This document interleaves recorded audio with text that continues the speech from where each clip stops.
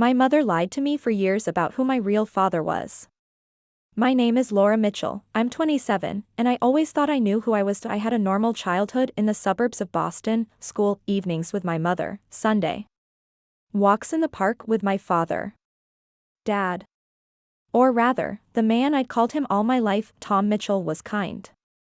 Strict, but fair. He was never particularly affectionate, but I always felt he loved me. At least, I thought so. To my mother, Catherine, by contrast, was gentle, caring, a little anxious. And she always had a strange way of avoiding talking about the past. I got used to it. I just didn't ask. Life went on smoothly, almost too smoothly. Until a few months ago, when my father, that is, Tom, died. A heart attack. It all happened so suddenly that I still don't fully believe it. After the funeral, my mother seemed to disappear. She lived in her own house, didn't answer her calls, avoided me. I would come over, sit in the kitchen, make tea, and just be silent next to her. But with each passing week, this silence became unbearable. And I didn't know what was worse, her silence or my anxiety. The truth began with a random conversation. Mother and I were once returning from the supermarket. I was carrying packages in the car, and suddenly she said, "Your dad loved you very much." I looked at her, her eyes were red. Of course, I knew she was sad. But something about the way she said Dad made me wary. "Do you mean Tom?" I asked. She nodded, but not immediately. "And what?" She looked through the windshield. "Of course, Tom." I was silent. But this time I didn't let go. Mom, I began. "Why did you say that?" "Your dad, not ours, not your father, Laura." She trailed off. "I just made a mistake, but I already knew it wasn't a mistake." That night I couldn't sleep.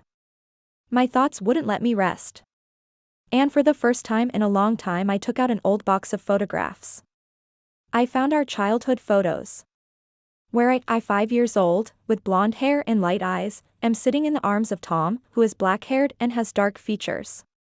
We didn't look alike, never were. Then I saw another photo. I was about 6, and there was a man standing next to us. He was smiling, holding my shoulder. I couldn't remember who it was.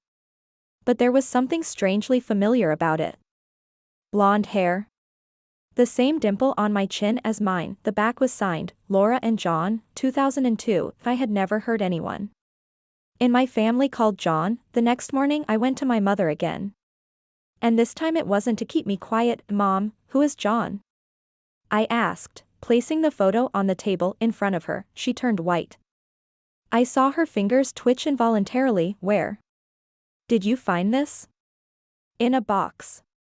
It's signed on the back." "Don't you remember who this person was?" "Laura." She looked away. "It's an old story. Tell me about it. I have a right to know." Mom was silent for a long time. Probably a minute. But she gave up. Because she knew there was no going back. "John. John is your biological father." The world stopped and I sat in the kitchen, heard the clock ticking on the wall, and felt something inside me break. Everything I knew, believed in, who I thought I was, in an instant became a doubt. "How is that?" I whispered. You always said that Tom was my dad." "He was. He raised you. He loved you. But he wasn't your biological father." It was as if someone had hit me. I got up, walked to the window. The tears flowed by themselves. I didn't even feel like I was crying. "Why? Why didn't you ever tell me the truth?" "Because I was afraid. Because Tom didn't want you to know. Because I didn't know what to do myself." I wanted to scream. But there was only emptiness inside. Then she told me more. She and John had been dating before Tom. Her first love. But it all ended when she found out she was pregnant. John disappeared then. She cried for a long time, but at some point she met Tom. He agreed to raise me as his daughter. The condition was to never mention John again. I sat, listening and couldn't believe that all this was about me. And he. John, does he know about me? I asked at the door. Mom didn't answer right away. I don't know, Laura. I haven't seen him in a long time. And that was another lie. I could feel it with my skin. She was hiding something, and I decided, I'm going to find out everything. Even if I have to turn the whole past upside down. I left my mother's house without saying goodbye. My head was empty, and my chest felt like a hole. All the years of my life, all the memories I had cherished, suddenly seemed fake. It was as if someone had pasted a label from someone else's story onto mine. Tom had died, and I hadn't even had a chance to ask him how he felt raising me. Did he really love me? Was I just another man's child to him? My mother had cheated. Not just because she had lied, but because she had done it so quietly, so casually. There was no remorse in her voice. Only fatigue. I started searching with what I had. A photo with the caption, Laura and John, 2002. That was the key. If I had his name and an approximate date, I could find something. I went to the online archives. Facebook, Google, public databases. There were many Johns. But when I typed in John Brenner and Boston, I immediately noticed a face that seemed familiar. The same blonde hair, the same look. The profile had his date of birth, 1968. That made him 57 now. There was a photo with a woman, my wife, Marlene, and 2 teenagers. The caption, asterisk, family means everything. Asterisk, I froze. He had a family. A different family. I hesitated whether to write. 25 years had passed. What if I was wrong? What if this was a different John? But I knew I couldn't bear it if I didn't find out. So I wrote, asterisk, good afternoon. Sorry for the unexpected message. My name is Laura Mitchell. You may have known my mother, Catherine Mitchell, many years ago. I found an old photo of you and me together, and I have a question about my background. If you're ready to talk, I'd be very grateful. Laura. Asterisk, I pressed send, and immediately wanted to cancel. But it was too late. I waited 2 days. And almost convinced myself that there would be no answer, and on the 3rd day, a message, asterisk, Laura. I got your message. We can talk. This is unexpected. But I owe you an explanation. Asterisk, I couldn't breathe while I read. He knew. And he admitted it right away. We agreed to a video call. I was scared, more than when I was taking my final exams at university. My hands were shaking as I pressed accept challenge. A man appeared on the screen. Wrinkles, gray hair at the temples, but the eyes were the same. The same as mine. And he had the same dimple on his chin. Hello, he said quietly. You look a lot like her. Like Catherine. Hello, I replied, trying not to cry. I didn't know what to say. That's okay. I don't know either. We were silent for a few seconds. Is that true? I finally asked. Are you my father? Yes, he nodded. I am your father. The world rocked again. But this time, it didn't hurt. It was just hard. Why did you disappear? I asked. Why weren't you there? He closed his eyes, as if gathering his courage. I didn't know that Catherine was pregnant. She didn't tell me. We had a fight then. I left. And it wasn't until a few years later that I found out that she had a daughter. But she wouldn't let me be around. She said you already had a father and that I had no right to interfere. And you didn't even try. I tried. I came to you. But Tom, he was against it. And Catherine was on his side. They asked me to disappear. And I disappeared. I didn't know what I was feeling. Confusion. Anger. Sadness. And something else, warm. Maybe relief that he didn't disappear because he didn't want me. He disappeared because they wouldn't let him be around. Did you write me letters? I asked. Did you want to see me? I wrote. I sent cards every year. And for my Birthday. But then I stopped. Because there was no answer. There never was. I was filled with rage. I imagined how my mother had hidden these letters. How she had lied to me every day, looking me in the eye. She knew everything. And not only did she know, she had lied to me systematically. And Tom had lied too. Together they had created a convenient fairy tale in which I did not exist as a person. Only as an insult. John and I talked for another hour. He told me about his life, his work, his family. I learned that I had a half-brother and a half-sister, Sam and Grace, and then I asked, do they know about me? John looked away. No. I didn't tell them. Why? Because I was afraid. I was afraid it would be too painful for everyone. And that if you never found me, it would be better to not bring up the past. It hurt. But I understood. Too many years. Too much silence. I went to my mother's the next day. Without warning, she opened the door, saw me, and understood immediately. Did you talk to him? She asked, almost in a whisper. Yes. And he told me everything. And about the letters. And about him coming over. And about you pushing him away. Mom didn't answer. She just sat down on the couch. Why, Mom? Why did you decide I didn't have a right to? No. Because I wanted to protect you. Her voice broke. Tom was a good father. And I was afraid that if you found out the truth, everything would fall apart. Yes, he was good. But I had a right to know who I was. And I will never forgive you for making that decision for me, Mom cried. But I couldn't sympathize anymore. She had kept that lie for too long, and now all that was left was the rubble that I left without saying goodbye. And for the first time in years, I felt free. I don't know what hurt more, my mother's silence or the truth that kept seeping through the cracks of her lies. The day after talking to Aunt Sandra, I woke up early, even though I hadn't slept much.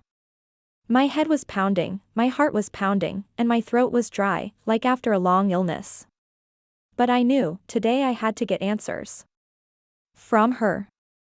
From my mother. We met on a bench in a small park near the house. My mother looked exhausted, with dark circles under her eyes, thin, as if something had gone out of her overnight. She silently held a thermos of coffee in her hands, not daring to look me in the eye. You knew, I began quietly, but every word sounded like a sentence. You knew that my father wasn't my father. And you were lying all this time. My mother didn't answer right away. She pursed her lips, then finally whispered, I just wanted to protect you. From what? My voice broke. From the truth? From who I am. She flinched and seemed to want to run away for a moment. But then she finally spoke, for real, I was 22 when I met your biological father. His name was David. He was eccentric, charismatic, and lived in New York.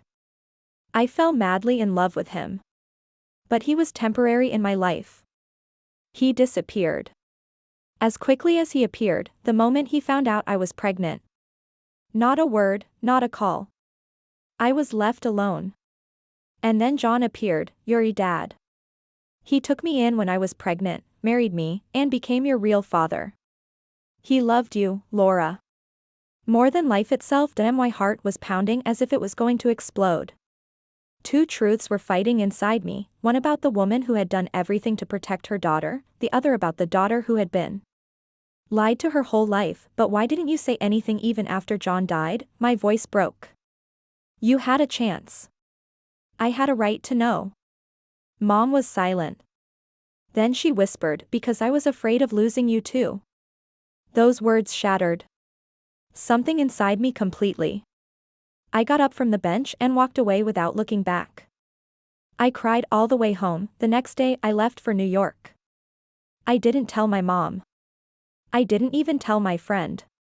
All I had was my name, David Kelly. Nothing more. But I had to find him. I couldn't live in ignorance any longer. I searched for him through old social media, archives, called a few of my mom's old friends, dug through phone records.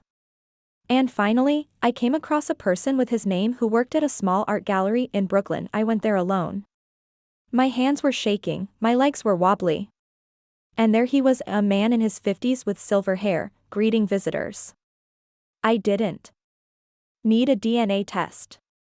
It was in his eyes, in the line of his jaw, in the way he tilted his head. I saw myself in him. I stood still until he noticed me. His eyes lingered on my face longer than usual. And I knew, he had sensed something. Hi. I whispered. My name is Laura.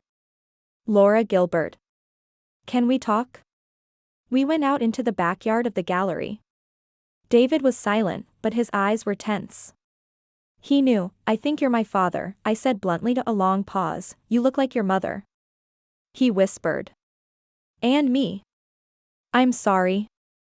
I didn't know what it was he was asking for forgiveness for. For leaving? For not even trying to find me?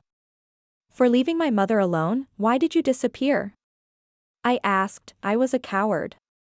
Back then, I ran away from responsibility. I thought it was too early for me. I wasn't ready to be a father. And the more time passed, the more terrifying it was to return. But I always thought about you. Always. I wanted to scream. And at the same time, to hug him. It was the worst and the best moment of my life at the same time. Do I have a brother? I suddenly asked, not knowing where the question came from. He was surprised. No. I mean, I don't know what you're talking about. I didn't have any more children. I pursed my lips. It meant that my world could still be shaken even more. If not him, then who? When I got home, I found my mother in the kitchen. She was staring out the window silently when I came in. I found him, I said. Mom shuddered, but didn't turn around, and he said he didn't have any more children. What? She turned to me, her eyes wide with confusion. So why did I find old photos of a boy who looked like me? Why was there a birth certificate in that box with your last name, but a different name? Mom froze. Her hands shook. I had a son, for you, she whispered. And I gave him away. My heart sank. You sold your son? No. No, Laura. I was a teenager. I was forced. My parents wouldn't let me leave him. He was adopted. I didn't know where he was.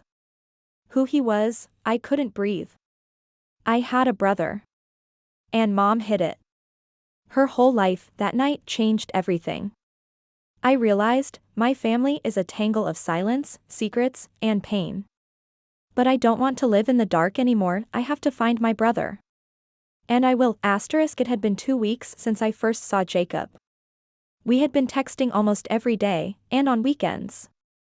We met again, this time in our city. My mother had invited him to our house, and I couldn't believe I was seeing them sitting across from each other, and between them there was not a tense silence, but a real dialogue. You look a lot like him, my mother said, looking at Jacob. You have his eyes. I know. And you, Vicky, have the same ones. He smiled. I wasn't used to hearing people call me Vicky. But it sounded natural from him. He quickly became not just a half-brother to me, but a true friend that I had always missed, and in this silence that finally appeared in our family after the storm, a new wave appeared, no less unpredictable. That it all started with a phone call. I was standing in the kitchen when an unfamiliar number rang. Good afternoon. Is this Miss Blake? Asked a male voice with a slight British accent. Yes, who is it? My name is George Ashton. I am the notary who handled your father's affairs. We have found documents that concern both you and your brother. You should come. Which brother? I asked instinctively, although I had already guessed. Jacob Brown. Your father named you both in his will. I felt sick. I sat in the living room, trying to come to my senses. My mother was silent, looking out the window. Jacob, whom I had dialed immediately, arrived in 40 minutes. We drove together. Mr. Ashton's office was in the city center, a typical old red brick house. Inside, everything smelled of paper, dust, and tea. The notary turned out to be a polite old man in a waistcoat and glasses that kept slipping off his nose. Your father left a separate will, which was to be opened only if the two of you met. He placed 2 envelopes in front of us. He left part of his estate to both of you. But there's a caveat. What if, we asked almost simultaneously. He owned a small property, an old house near Hastings. It held, as he said, the heart of the family. He wanted you to come there together and open a safe that was only there. The code to the safe was the date you first met. I shivered. It was all beginning to sound like a quest in a movie, and if we don't go, then the safe will remain closed. But I'm sure he wanted you to see it. The house in Hastings turned out to be an old cottage I had seen in photographs since I was a child. My father had never taken me there, although he said he would. Now I knew why. He was afraid that his 2 worlds might intersect there. The house was small, shabby, but incredibly cozy inside. In the living room stood an old piano, slightly out of tune, and a photograph of the young father with Rachel, holding the newborn Jacob. I never had that photograph, my brother said quietly. In the bedroom, under the bed, we found a wooden chest. Inside was a safe. We had entered the date, March 21st, 2025. The day we first met at the train station. The lock clicked. Inside was an old diary, an envelope with money, and another letter. This one was for both of us, my children.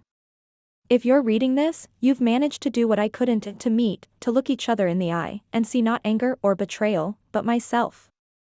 I have no excuses. But I tried to love you as best I could. And I want this house to be yours. Together. Here, where there are no lies. Only the truth. We stayed in the house for a few days. We cleaned, we fixed, we talked until dawn. We talked not only about Dad. About ourselves. About things we'd kept hidden even from ourselves. I told Jacob that after Dad died, I felt abandoned. Like I'd been cheated on. He confessed that he'd wanted a sister his whole life, and had even imagined what I might be like. You're exactly what I imagined, he said the next evening, as we sat on the porch, wrapped in blankets. I smiled. And you were not at all what I feared. As we drove back to the city, I knew I didn't want to lose that connection. Jacob had become a part of my life. More than that, he had become a mirror in which I saw the real me. Strong. Vulnerable. And one who was ready to forgive, but another test lay ahead. What we found in my father's diary could change everything, because there were mentions of another person, about another child. When I got back from the house in Hastings, I felt a strange sense of relief. It felt like Jacob and I were finally a real family, despite all the years of separation, all the silence and hiding. But the letter my father had found in the safe had made me think. Another child. The words had been on my mind. I couldn't just ignore the hint. I was afraid. Did this mean our father was hiding even more secrets? Would this destroy what my brother and I had been able to build up in the past few weeks? I talked to Jacob. He shared my doubts, but he wanted to know the truth. We have to find out who this person is, he said. If he was our brother or sister, we have to know. We began asking relatives, old friends of my father, looking through old documents. A few days later, we managed to find an old acquaintance of our family, Mr. Collins, who had been a friend of our father's since university. Yes, he agreed. He talked about another child. A girl. She was born before both of you, but tragically died in infancy. Father could not talk about it. This is his greatest pain. I felt something break inside. This truth was both scary and bitter, but at the same time it revealed the wall of silence that surrounded my father. Now I understand why he was so afraid to open up about the past. I whispered it together with Jacob. We decided that this story would not become a burden, but on the contrary, would strengthen our relationship. After all, through pain and silence, we finally began to understand each other. Mom, having learned about all this, finally calmed down. She thanked us for sticking together and not allowing the past to destroy the future that we began to build. Our new life together. Without secrets and lies. With open hearts and souls. And although the past will remain a part of us, now we know that family is not only blood, but also love, trust and support.